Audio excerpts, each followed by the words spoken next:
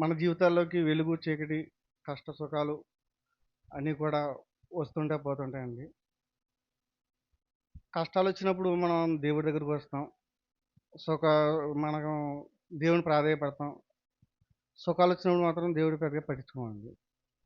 అలాగే బైబిల్ గ్రంథంలో మనం అనేక మంది భక్తులను చూస్తున్నామండి. భక్తుల్లో ఎన్ని సార్లు ఆయన భక్తులు చూసినా మళ్ళీ మళ్ళీ ఆయన్ని ధ్యానించకుండా ఉంటామండి. ఆ భక్తుల్లో ఒకాయన యేసేపు గారి గురించి చెప్పాలనుకుంటున్నానండి. యేసేపు గారు యవనస్తుడు. చిన్నప్పటి నుంచి అన్ని కష్టాలేనండి ఆయనకి. అది ఆదికాండం ఒకసారి ఒక వచనం చదువుతామండి. ఆదికాండం 37 అధ్యాయం 2 వచనం ఒకటి చదువుకుందాం. యాకోబు వంశావళిది. యోసేపు 18 ఏండ్ల వాడై తన సహోదరులతో కూడా మందను మేపుచుండెను. అతడు చిన్నవాడై తన తండ్రి భార్యలైన బిల్హాదు కుమారుల జిల్హా కుమారుల యొద్ద నుండెను. అప్పుడు యోసేపు వారి చెడుతనమును గూర్చి సమాచారము వారి తండ్రి యొద్దకు తెచ్చుచుండేవాడు. ఇక్కడండి యోసేపు గోతిలో వేయబడక ముందు అతనికి 17 సంవత్సరాల వయసున్నప్పుడు దేవుడు రాయించిన మాటలండి. అంటే యోసేపు లేయా రాహేల్ గారు కుమారుడు. అతను రాహేల్ గారు చిన్నప్పుడే యోసేపు గారు చిన్నప్పుడు చనిపోయారు. చనిపోయినప్పటి నుంచి 17 సంవత్సరాల వయసు వచ్చేవరకు అంటే మీరు చూడండి. ఇతనికి ఉన్న ఉద్దేశం ఏంటంటే ఇతనికి తన తండ్రి అలా తాతగారి గురించి వాళ్ళ గురించి చెప్పుంటారు. ఎందుకంటే ఇతను యథార్థవంతుడు, నీతిమంతుడు. మా తాతగారైన యాకోబు గారు చెప్పిందేంటంటే మా తాతగారైన అబ్రహాం గారు ఎంతో దేవుడియందు భయభక్తులు కలవారు. మన దేవుడు బలమైన దేవుడు. ఆయన నమ్మినప్పుడు ఉమ్ము చేయడు. మా తా మామగారైన సారాకి 90 సంవత్సరాల్లో కూడా గర్భఫలాన్ని ఇచ్చిన మహాశక్తివంతుడైన దేవుడు. అలాంటి దేవుడిని మనం యథార్థంగాను, సత్యంగాను ఆయన్ని మనం చేయాలి. చేసినప్పుడు అతను మనకు సహాయం చేస్తాడు. కష్ట సుఖాల్లో కూడా ఆయన ఆపదలో ఆదుకునే దేవుడు. నీతి తప్పకుండా మనం బతకాలి అని ఆయన వారి తండ్రి ద్వారా నేర్చుకున్నారండి. ఎందుకంటే ఇక్కడ మనం 17 సంవత్సరాలు యవ్వనస్తుడు, ఇంటర్మీడియేట్ కుర్రాడు. అంటే యవ్వనస్తుడు. కానీ అతను ఉన్నదున్నట్టుగా ఆళ్ళ తండ్రి గారికి చెప్పేవాడు. చెబితే అది నచ్చేది కాదు వాళ్ళకి. అంటే 11 మంది కొడుకులు ఒకరు ఒక పక్కనే, యేసేపు గారు ఒకళ్ళు ఒక పక్కండి. అంటే ఇతన్ని అతని యథార్థమైన మనసుకు అతని తండ్రికి నచ్చేది. మీకు తెలియనిదేముందండి. ఒక 11 మంది ఉంటే ఆ 17 సంవత్సరాలు ఎంత బాధ అనుభవించాడు అంటాడండి. ఎంత మానసికంగా కుంగిపోయి ఉంటాడు ఆ యవనస్తుడు. అతను ఉన్నది ఉన్నట్టు చెప్పడం వల్ల అతని నందరికి విరోధం అయిపోయాడు. అతను తల్లి కూడా అతని భోజనం కూడా అతను ఏముందండి, ఇప్పుడు ఇంట్లో తండ్రి సహాయం తప్ప యాకోబు ఒకడే ప్రేమించేవాడు. కనమ వాళ్ళందరూ ద్వేషించేవారు వాళ్ళని. అలాంటి స్థితిలో దేవుడు అతనికి సహాయం చేస్తూనే ఎక్కడా కూడా అతను లొంగలేదు. అతను సత్యవంతుడున్నాడు. అతను గోతిలో పడేసేరు కాబట్టి చూడండి. అతను గోతిలో పడేసి 15 సంవత్సరాలండి. ఇంకో వచనం చదువుతామండి. ఆదికాండము 41వ అధ్యాయం 46వ వచనం అండి.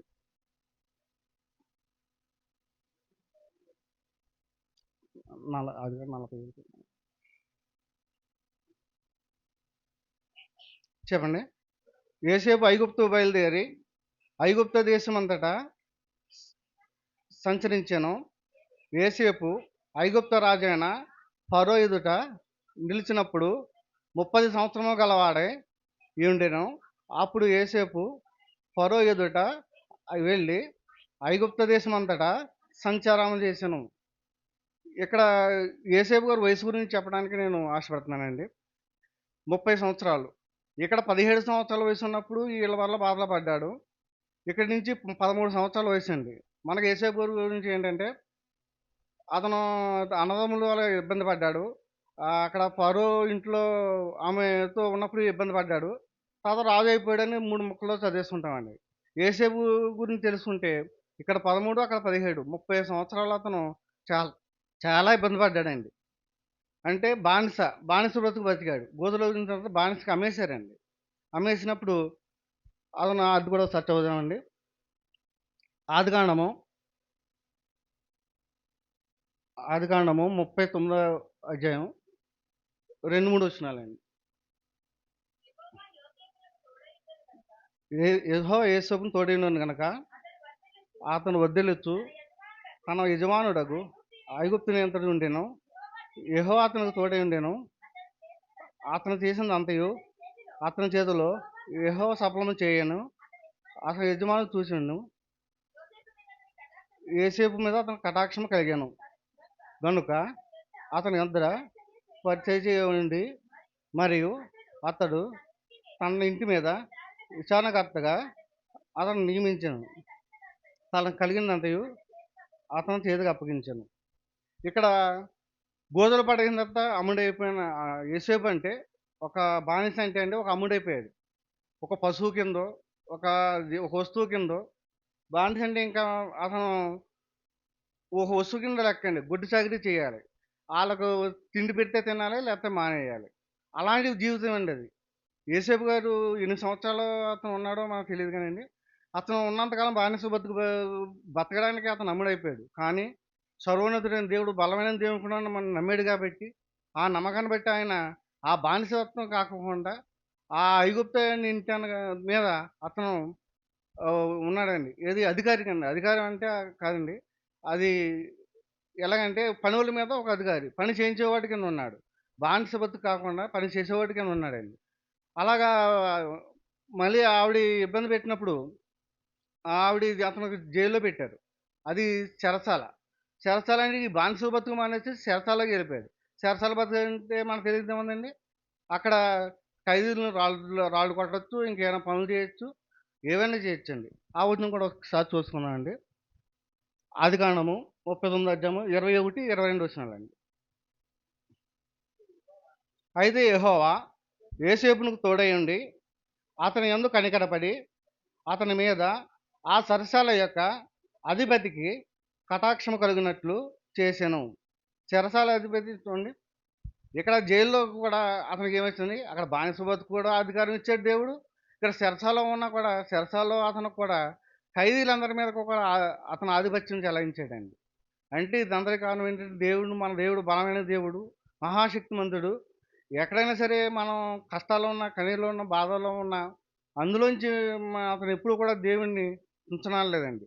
అతను 30 సంవత్సరాలు ఈ 30 సంవత్సరాలు కూడా అతను చాలా బాధలు పడ్డాడు.